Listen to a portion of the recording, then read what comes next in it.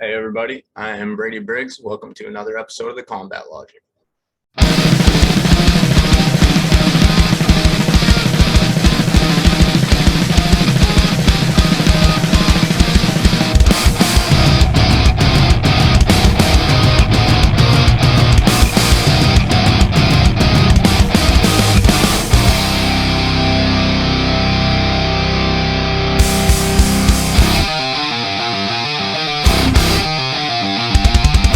So today we talk about UFC Vegas 49.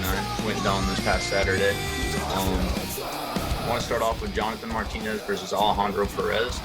Now Perez came back earlier this year or late last year for the first time in 2 years to submit Johnny Eduardo. It's a pretty good performance. And Martinez again had another really good showcase.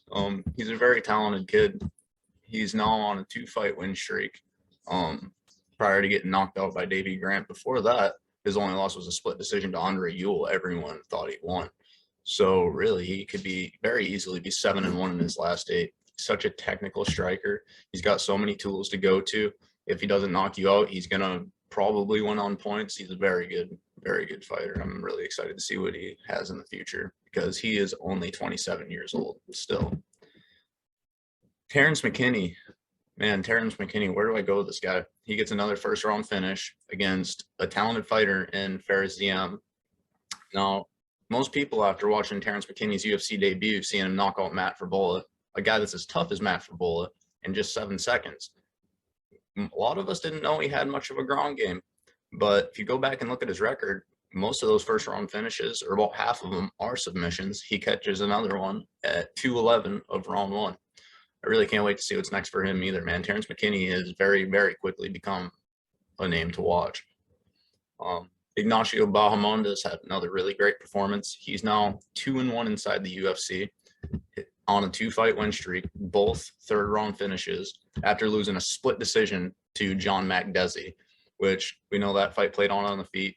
Makdessi has 2 different karate black belts, and he's 22-0 as a pro kickboxer. So losing your UFC debut in a striking battle to him in a very close fight, mind you, it's nothing to be ashamed of. He then gets a knockout of the year candidate in this next fight against Roosevelt Roberts, and now he just beat Rong Zhu. And Rong actually really brought the fight to him in the second round and started landing some nasty shovel hooks, some nasty hooks upstairs. And Ignacio, kept composed, won all 3 rounds up until he submitted him in the third. And we didn't know he had submissions. He'd never submitted anyone before. He's now 13-4. Arman Tsarukyan and Gregory Rodriguez was a pretty good fight. Now, Arman pretty much controlled the first couple rounds and then got absolutely smashed in the third. Now, I want to talk about Gregory Rodriguez because this dude has very quickly become a name to watch too. Let's see. He's an 8-time national champion in Brazilian Jiu-Jitsu. He's a world champion in Brazilian Jiu-Jitsu. He trained at the Olympic Wrestling Training Center in preparation to being a Brazilian wrestling cadet. And he came in second place at the Pan American Wrestling Championships, which is a huge deal. Not to mention, that shows him as a grappler, right? He, in his last 5 wins, has picked up 4 KO victories, not TKOs. He starched all of them. And in 2 of those, it's on claim belts, the SG Middleweight Championship and the LFA Middleweight Championship. He's now 2-1 in the UFC. He's improving rapidly as well. And Arman Tsarukyan and Joe Alvarez, man, what a fight this was. Coming in, Arman was 17-2. Joel was 19-2. Like, we knew this was going to be a good fight between 2 prodigies. Now, Arman was able to get a takedown early in round 1. Maybe with about a minute left in the round, he lands one of the most thunderous elbows you could see someone land from top guard position, and he splits Joe Alvarez open badly, and it's immediately turns into a bloodbath. Now, a lot of us thought it was going to be stopped after the first round was over.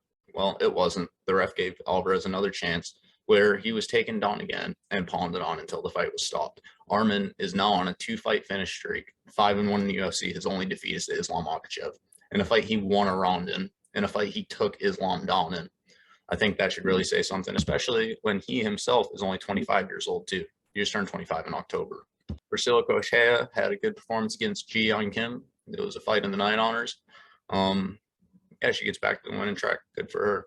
Wellington Turman and Misha Serkinov, this was a hell of a fight.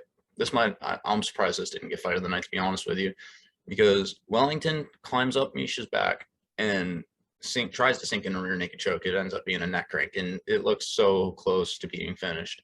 It was so close to being finished, but Misha's able to shrug him off and then get on top where he's raining down thunderous punches. Like, his striking accuracy from top position is really something to behold. But Turman is able to survive the round and go into the second, where he again ends up on his back, but he pulls off one of the slickest arm bars you will ever see in the sport, submitting. I mean, they're both Brazilian Jiu-Jitsu black belts, but submitting Misha Serkinov, he's never been submitted. That's a pretty impressive feat, and he did it in a matter of like 2 seconds. As soon as he locked that shit up, it was over. He got a performance of the night bonus, very well deserved. And then Islam Makhachev and Bobby Green. This went a lot like a lot of us thought it would, but I don't think many of us figured that it would only go 323 into the first round. No one's ever done that to Bobby Green before. Islam did handily. So the problem with this is Islam is now on a 10-fight win streak, and he doesn't have one win over a top 5 guy because his opponents keep pulling out. He had to fight Dan Hooker on short notice to end the year last year because Rafael dos Anjos, a former champion, withdrew from his bout with him. And that was not the first time they were matched together. And now he is supposed to fight number 3 ranked Beneil Dariush, who's on a 7-fight win streak, I think. I mean, they're both just headed toward the top, and Beneil pulls out because he gets injured too. And Islam fights Bobby Green on short notice. So 10-fight win streak, probably won't get a title shot.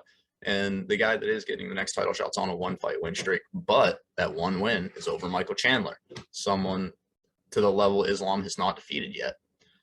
So I really would love to see him get one fight against a top 10 guy, or a top 5 guy rather. And I'm sure he would probably win it. He's so likely a future champion, man. Like, you need to see him against a top 5 guy. Let's go to Bellator 275, where Gegard Mousasi defeated undefeated Austin Vanderford in the main event so handily. And I said prior to that fight, if there's one kryptonite that Mousasi has had, it's big, strong wrestlers. He didn't show that at all this time. His striking and takedown defense was so beautiful, and he got the knockout early in round 1. If you want to check out this video that I'm going to do on Gegard, a resume review, I will link it in the description below, and I would appreciate it. Thank you all for watching.